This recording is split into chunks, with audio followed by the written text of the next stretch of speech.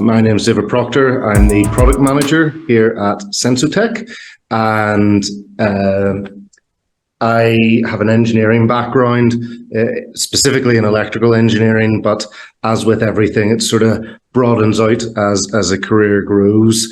So I've worked in security, I've worked in automotive, industrial environments, and now with Sensoteq, where we seem to be working in a huge number of different markets and regions across the globe. Sensoteq was founded by two engineers, Adair Boudoir and Alan McCall. They both electrical engineers, worked for 20 years each in the automotive industry, designing sensors and sensing applications for cars and larger vehicles as well. And through that time, they learned a significant amount about the challenges of wireless transmission and battery-powered devices and sensing within harsh environments. A large part of what they both worked on was tire pressure monitoring, and inside of a tire is actually an extremely challenging environment, huge G-forces and moisture and water and things like that. So they learned a lot about the mechanical issues and things. And 6 years ago, they decided that they were going to use that knowledge that they'd built up and break into the industrial market, measuring temperature and vibration, things which they had a lot of experience in, just in a slightly different field. And then by utilizing the expertise, particularly in the wireless technologies that they were familiar with, they were able to break into the market, initially the American market, with a very successful product. At the time, we called it PMES, the Plant Maintenance Efficiency System, and it could also be used on vibrating screens and things like that for the screening efficiency system, screening crusher efficiency system. But what they very quickly realized within, I think, the first 6 months of starting Sensoteq was, hold on, we're transmitting this data to a device, and that device, it's telling you what's going on, but there's an opportunity here to get that information up to the cloud. And we know how IoT works, so why don't we actually turn it into a proper IoT solution?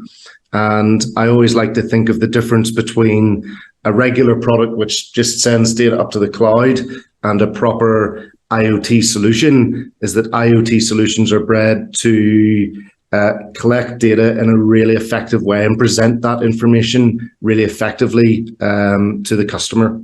That would be true for IoT, but I think a lot of people are finding the same thing is true for regular IoT within their homes, and it's becoming more ubiquitous, especially since 2020, where everybody was locked in their houses and had projects to work on. So people are becoming more familiar with it. I guess there was a lot of learning initially going into these new markets for Sensoteq. So particularly mines and quarrying, quite a lot of additional challenges there with electronics, and mining and quarrying typically don't go very well hand in hand because of the robustness. So making sure that our products were truly robust for those markets was a real key differentiator for us in the very early days. And we've continued that trend of very high quality, very robust products throughout our 6 years. What the sensors do is monitor temperature and vibration and some other values that they acquire and send that data up to the cloud. One sensor, our Kappa range of sensors, goes on machines that you don't want to vibrate, okay? And then our TAW range of products goes on machines that you do expect to vibrate. And so what I mean by that is with machines you don't want to vibrate, we're talking about pumps and fans and conveyor systems and chillers, systems that you don't want to vibrate. So you spend the customer will spend a lot of time on the alignment, on the balance of those machines to reduce vibration down to a minimum. Whereas on the other side, with our TAW product range, that would go on machines that specifically produce a vibration pattern, an oscillating pattern to produce a material. So that would be the likes of crushers and screens and feeders. So those different applications. With the Kappa range of sensors, you would typically have somewhere maybe around 4 sensors per standard machine. And on something like a vibrating screen, you might have 4 sensors monitoring the motion, and then 2 sensors monitoring the bearings on the machines, which are notorious for breaking down and being a point of failure on those machines. So sort of 4 and 6. There's a lot of benefits to it from a business side of view, but from the sustainability side of view that you mentioned, we will reduce the energy, because you will know exactly from the data that we provide you what the machines are doing. So you can see how fast the machines are running, you can see how much energy they're actually exerting, particularly on something like a vibrating screen, where the amount of energy that's being exerted is very critical in terms of the output.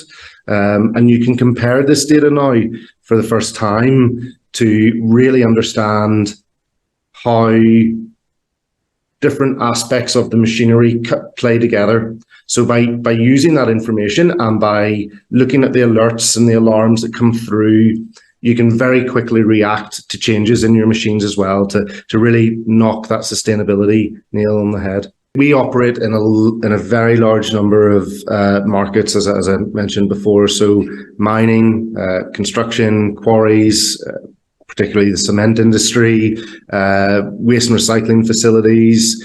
And what we found is 6 years ago, there was maybe a bit of hesitance towards adding new technology. Maybe it might reduce the need for more maintenance staff or something like that. But what our customers that we've worked very closely with have come to learn is that if they don't put some effort into monitoring their machines, then it's very likely that those machines are going to break down. And there's different types of maintenance practices that are available. Breakdown maintenance, where you wait until something breaks down and then you repair it, but then you need to have a number of spares available, and you need to have people on hand to be able to conduct those repairs. You have preventative maintenance or historical based maintenance, which means every year you might take the machine offline, replace the bearings, do a few other bits and pieces and put it back in. But that can actually introduce more problems if you have to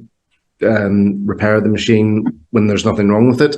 So we like to focus on predictive maintenance, and predictive is the key word in the sensing solutions that we're actually trying to provide.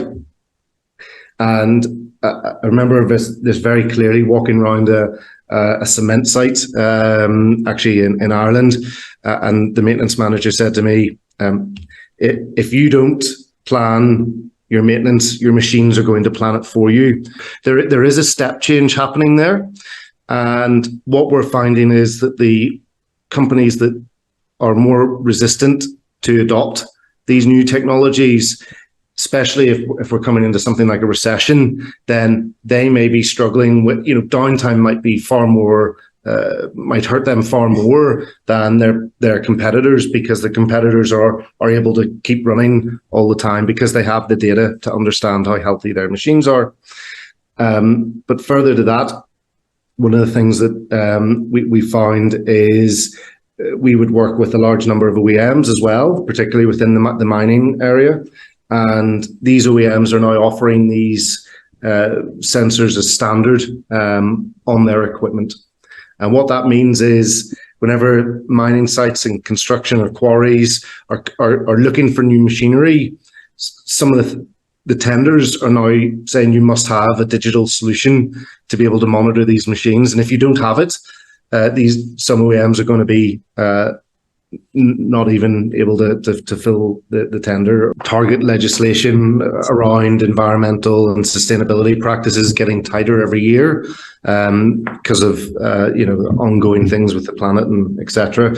But I suppose right now, especially in Europe, we're acutely aware of how energy, no matter what source it comes from, can play a big part in our daily lives. And when energy is constrained, we need to be operating at the utmost efficiency wherever possible. this winter is going to be, I think, a key driver in new legislation throughout Europe and the UK and other parts of the world, where they start to identify that actually industry is using a huge proportion of the energy that is available within the total energy market. And so these plants and these facilities are going to have to prove that they are aware of how their machines are operating, how much energy they're using, and they're going to be looking for ways to reduce down that energy. So the way that that's going to happen over the next 5 years is by acquiring as much data as possible about machines, about output, about production. Now, we fulfill that sort of the maintenance side of it, the machinery side of it, but there's a lot of other data there as well that companies are going to have to capture. And whenever you pull all this data together with the energy usage and with new steps forward in machine learning and how far that has come on in the last 5 to 10 years, you can very quickly see how, if you don't have the data now, you're not going to be able to make those changes in 5 years, because you might need 5 years worth of data to adequately predict what's going to happen or predict which machines are going to fail. So get the data now, even if you're not sure what to do with it. We feel that we add a lot of value with our products anyway, but having the data now is going to be crucial in 5 years' time for companies to be able to hit those sustainability targets that are going to be enforced on them.